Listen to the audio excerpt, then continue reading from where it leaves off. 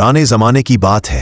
किसी गांव में एक किसान रहता था। उसके पास एक गधा था जो बड़ा मेहनती और फर्माबरदार था। वो इंसान के हर काम में मदद करता। जब देखो किसी न किसी काम में मसरूफ रहता। किसान उसकी लगन और वफादारी देखकर बहुत खुश होता। मगर इंसान हो या जानवर, किसी की हालत हमेशा एक जैसी नहीं रहती। जब तक गधा जवान था, काम का था, लेकिन जब वो बूढ़ा हो गया तो बेचारा चुप रहने या हल्का फुल्का काम करने के बजाय अक्सर घर में ही पड़ा रहता। अब वो काम के काबिल नहीं रहा था। किसान को ये बात नागवार गुजरने लगी। कुछ दिन तो उसने सब्र किया, लेकिन आखिरकार वो गधे से बेजार हो गया। उसने दिल में ठान लिया कि गधे को रखना बेकार है, उसे मार डालना चाहिए और उसकी जगह कोई नया जानवर लेना चाहिए जो मेहनत से काम करे। उसने यह भी ख्याल न किया कि जब तक गधा जवान था उसने कितनी वफादारी से काम किया, कभी किसी काम में सुस्ती नहीं दिखाई। मगर आदमी गर्ज का अंधा होता है। जब उसने देखा कि गधा अब किसी काम का नहीं रहा तो उसने उसकी तरफ से आंखें फेर ली। एक दिन किसान अपने किसी दोस्त से कह रहा था, भाई मैं इस गधे से तांग आ चुका हूं। कमबख्त खाता बहुत है, काम कोई नहीं करता। मेरा दिल करता है कि इसे मारकर कोई नया ताजा दाम जानवर ले आऊं। आखिर कब तक इसे यूं ही पालता रहूंगा। गधे की किस्मत अच्छी थी कि उसने मालिक की ये बात सुन ली। उसने दिल में इरादा कर लिया कि अब यहां से जल्द ही भाग जाना चाहिए। किसी दिन मालिक वाकई उसे मार डालेगा। लिहाजा उसने जंगल में कहीं पनाह लेने का फैसला किया। एक दिन जब मालिक घर पर नहीं था, वो चुपकर भाग निकला और जंगल की राह ले ली। थोड़ी दूर चला ही था कि रास्ते में उसे अपना ईमानदार दोस्त कुत्ता मिला। वो थका हारा एक जगह पड़ा सो रहा था। गधे ने आहिस्ता से उसे जगाया और खैरियत पूछी। कुत्ता उठा, अफसुर्दा लहजे में बोला, अब क्या कहूं, तुम तो जानते ही हो कि मैं बूढ़ा हो चुका हूं। पहले जितना काम करता था अब मेरे बस में नहीं रहा।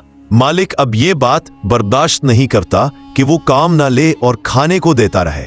मैंने सुना है कि मालिक ने अपने एक दोस्त से कहा है कि वो मुझे मार डालेगा। जब से ये बात सुनी है मेरा तो खाना पीना छूट गया है। आज बड़ी मुश्किल से किसान के घर से चुप कर भागा हूं, लेकिन अब सोच रहा हूं कि यहां से भाग तो आया हूं, मगर बाकी जिंदगी कहां गुजारूं। गधा बोला, भाई जो तुम्हारा हाल है वही मेरा हाल है। चलो हम दोनों जंगल में रहेंगे, मिलजुल कर बाकी जिंदगी आराम से गुजारेंगे। कुत्ता ये सुनकर बहुत खुश हुआ। अब ये दोनों जंगल की तरफ निकल खड़े हुए। ये अभी थोड़ी ही दूर चले होंगे कि उन्हें मालिक और माल का दिल बहलाने वाली बिल्ली नजर आई।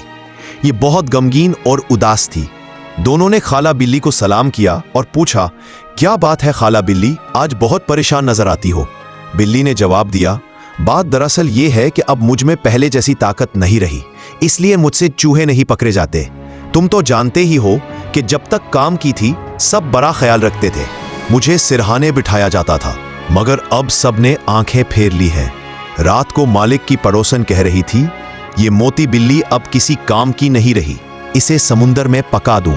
अब ये तीनों चलते चलते एक आंगन तक पहुंचे तो उन्हें वहां मुर्गा नजर आया।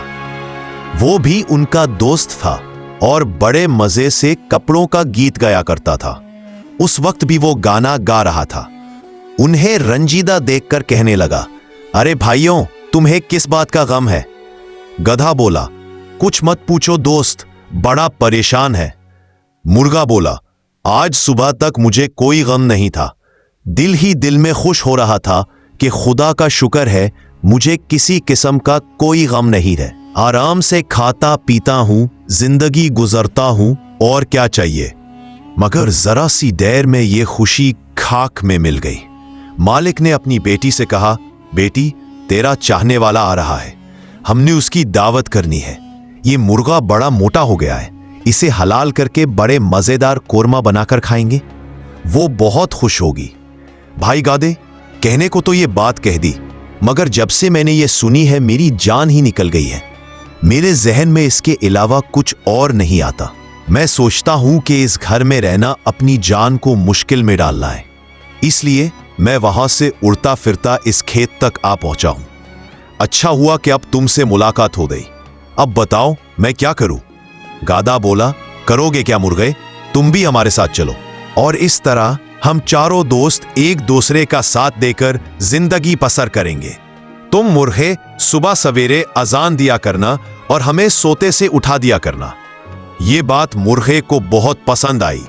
गधा, कुत्ता, बिल्ली और मुर्गा ये चारों दोस्त एक साथ चलते चलते जा रहे थे।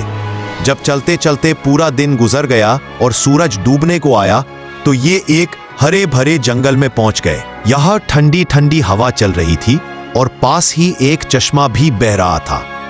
उन्होंने एक बड़ा सा दरख्त देखा और उसके नीचे रुकने का फैसला किया। बचकर निकल जाने पर सबने खुशी मनाई।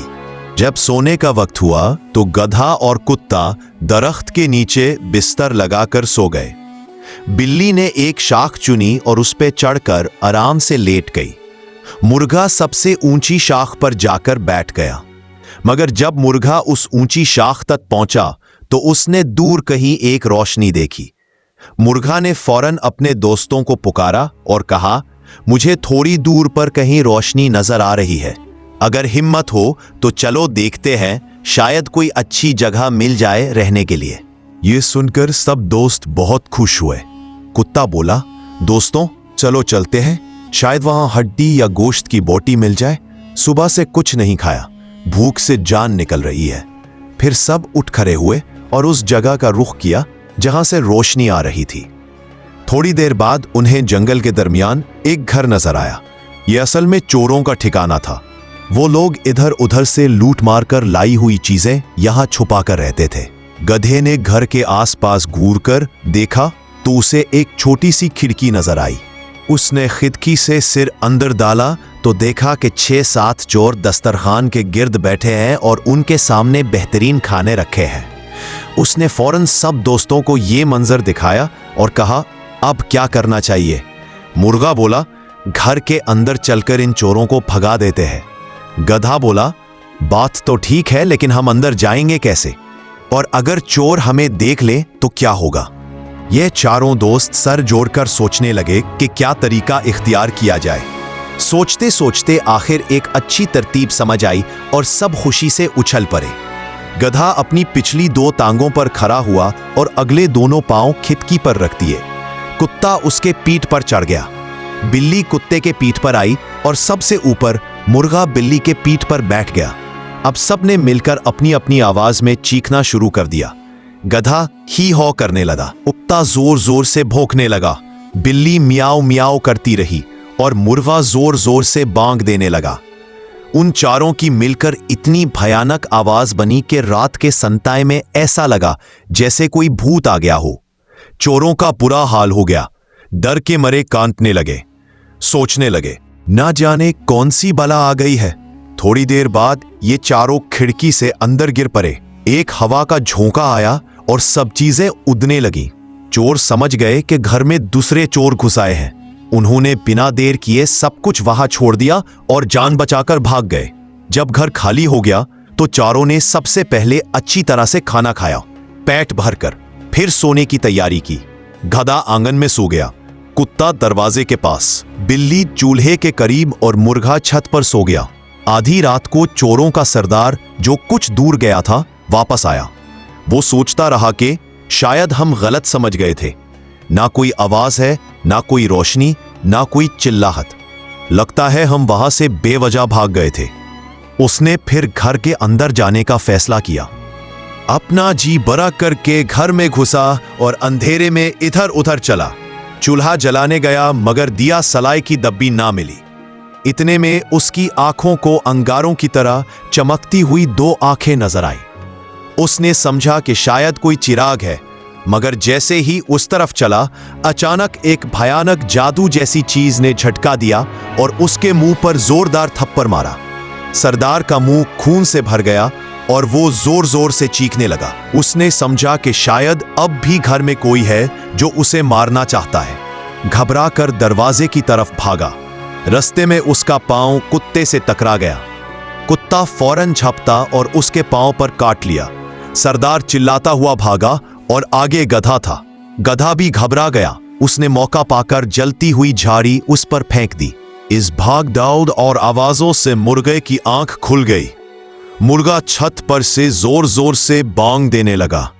यह सब मनाजिर देखकर चोर इतना डर गया कि उसका हाल खराब हो गया।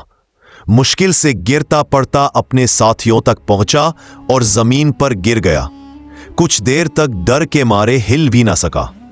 जब सरदार का हाल कुछ बेहतर हुआ तो एक चोर ने पूछा, सरदार क्या हुआ, इतना डर क्यों लग गया? सरदार बोला, भाई क्या बताऊं, ऐसी बला देखी कि जान निकल गई। लगता है कि हमारी चोरी की सजा मिल रही है। दूसरा चोर बोला, आखिर देखा क्या, अब तक तो उसे सांस संभाली नहीं जा रही। तीसरा चोर बोला, मुझे लगता है कुछ भी नहीं था, अंधेरा था, कोई बिल्ली वगैरह होगी, हम घबरा गए होंगे। सरदार गुस्से में बोला, बिल्ली? अरे भाई, वो कोई बिल्ली नहीं थी और हम कोई इतने डरपोक भी नहीं कि हर चीज से डर जाए। फिर एक चोर बोला, हाँ सरदार, सही कह रहे हो, हमने तो बड़े बड़ों के कान काट दिए, अब तुझे क्या हो गया? सरदार ने कहा, अच्छा चलो, गलती हो गई, माफ करो, मगर अब सुनो और बीच में बोलना मत। सब चोर चुप होकर बैठ गए और सरदार ने कहानी सुनाना शुरू की। भाइयों, जैसे ही मैं घर के अंदर घुसा, चारों तरफ अंधेरा था। हम शाम को घर छोड़ के भाग गए थे, तो पहले से ही दिल में डर बैठा था। मैंने सोचा कि चूल्हा जलाता हूं और देख लेता हूं कि घर का क्या हाल है। जैसे ही चूल्हे की तरफ गया, देखा कि एक बड़ी सी चुड़ैल जैसी चीज बैठी है, बड़े बड़े बालों वाली, लंबी लंबी टंगों वाली, और मुझे घूर रही है। उसकी आंखों से अंगारे बरस रहे थे। उसकी शक्ल इतनी खौफनाक थी कि मेरी रूह कांप रही। मैंने दिल ही दिल में अल्लाह से पनाह मांगी, मगर वो मुझे छोड़ने वाली नहीं थी। अचानक वो उठकर मेरे कंधे पर सवार हो गई और मेरे मुंह पर ऐसा थप्पड़ मारा कि खून बहने लगा। मैं मुश्किल से खुद को संभाला और भागकर बाहर की तरफ दौड़ा। अभी दरवाजे तक ही पहुंचा था कि एक और भूत जैसी शक्ल सामने आ गई। वो और भी ज्यादा खौफनाक थी। उसके हाथ में एक छुरी थी। मुझे यकीन हो गया कि मेरी जान नहीं बचती। उसने ऐसे मुझे झटका दिया कि अगर जरा और जोर से लगता तो मेरी लाश मिलती, मगर ना जाने कौन सी नेकी काम आ गई कि मैं बच गया। कपड़े फट गए, मुंह से चीख निकल गई और मैं दौड़कर घर से निकल गया। ये सब कुछ तो जैसे पहले ही मेरी धड़कन में छुपा हुआ था। वो दरवाजे के पीछे बैठा मेरा इंतजार कर रहा था। मैं किसी तरह पीछे हटा ताकि अपनी जान बचा सकूं, लेकिन अभी एक मुसीबत खत्म नहीं हुई थी कि एक और बला आ गई। उसके हाथ में एक बड़ी सी लाठी थी। जैसे ही मैं पीछे हटने लगा, उसने बगैर कुछ कहे लाठी मेरे ऊपर बरसाना शुरू कर दी। मैं दर्द के मारे चीखने लगा, मगर अजीब बात यह थी कि मेरी आवाज ही नहीं निकल रही थी। यकीन ना हो तो मेरी पेंट उतार कर देख लो, एक चोर ने कहा। तुमने बिल्कुल सही कहा सरदार, दूसरे चोर ने हामी भारी। मैंने भी एक भारी आवाज सुनी थी, शायद वो आप ही की हो। सरदार ने सख्त लहजे में कहा, मैंने पहले ही कह दिया था कि दरमियान में ना बोलना, अब खामोशी से सुनते जाओ। सरदार ने अपनी बात जारी रखी। इतने में मेरी नजर बावर्ची खाने की तरफ गई तो देखा एक चुड़ैल आंखों से अंगारे बरसा रही थी। मैंने दिल में सोचा, अगर इसे मौका मिला तो मेरी आंखें निकाल लेगी। मैं उल्टे पांव वहां से भागने लगा, लेकिन अंधेरे में घोड़े की लगाम से टकरा गया। तभी वो मेरे पीछे लाप की और मेरे गले को दबोचने की कोशिश की। मैंने कुत्ते जैसी आवाज निकाली और जोर जोर से चीखने लगा, मगर जान तो सबको प्यारी होती है। मैंने सोचा, अगर जरा सी देर और रुका तो ये चुड़ैल मुझे मार डालेगी और मेरा कोई नामो निशान भी ना रहेगा। इसलिए हिम्मत करके उठा और भाग खड़ा हुआ। अब तुम ही बताओ, मैंने कौन सा गुनाह किया? इधर मैं भाग रहा था, उधर भूतों का सरदार, जो शायद घर की छत पर खड़ा था, जोर जोर से चिल्ला रहा था, निकालो उस बच्ची को, निकालो उस बच्ची को। मेरी तो जान ही निकल गई। जैसे तैसे एक कदम घर से बाहर रखा ही था कि फिर वही भयानक मिली जुली आवाजें सुनाई देने लगीं, जैसे किसी भूतनी के गने से पैदा हो रही हो। खुदा की कसम भाइयों, मैं बड़ी मुश्किल से गिरता पड़ता तुम लोगों तक पहुंच पाया, वरना आज मुलाकात कयामत के दिन ही होती। सरदार ने अपनी कहानी खत्म की तो चोरों के चेहरों पर खौफ छाया आया। सब ने यक जुबान होकर कहा, आप ठीक कहते हैं सरदार, ये जगह भूतों ने घेर ली है। अब यहां रहना अपनी जान को जोखम में डालने के बराबर है। सरदार ने कहा, और नहीं तो क्या, इंसान की जिंदगी एक बार मिलती है और हम ऐसी जगह रह रहे हैं जहां चैन नसीब नहीं। अगर यहां ज्यादा दिन रहे तो जान से हाथ धोना पड़ेगा। तभी चोरों में से एक, जो सबसे ज्यादा समझदार था, बोला, अगर भागना ही है तो सरदार, फिर देर किस बात की। मेरे ख्याल में यहां से मगरिब की तरफ जो पहाड़ी है, उस जंगल में जाकर पनाह लेते हैं। उसने अपने साथियों से पूछा, क्या ख्याल है दोस्तों? सबने यक जुबान होकर कहा, बिल्कुल, तुमने सही कहा। वहां से बस्ती ज्यादा दूर नहीं है और छुपने का ठिकाना भी बड़ा महफूज है। कोई लाख तलाश करे, हमें वहां नहीं ढूंढ सकता। सरदार ने मुस्कुरा कर कहा, यह तो ना कहो भाई, इस मुल्क के पुलिस वाले बड़े चालाक होते हैं। खुलासा ये कि वो सब चोर फौरन वहां से भाग निकले। सारा मकान माजी का हिस्सा बन गया। वो पहाड़ी रास्ता इख्तियार किया और कभी वापस ना आए। यह वाकया सच है या झूठ, फैसला आप करें। प्यारे दोस्तों, अगर आपको यह कहानी पसंद आई हो तो अपनी राय का इजहार जरूर कीजिएगा। हमारे चैनल को सब्सक्राइब करना मत भूलिएगा। वीडियो देखने का बहुत शुक्रिया।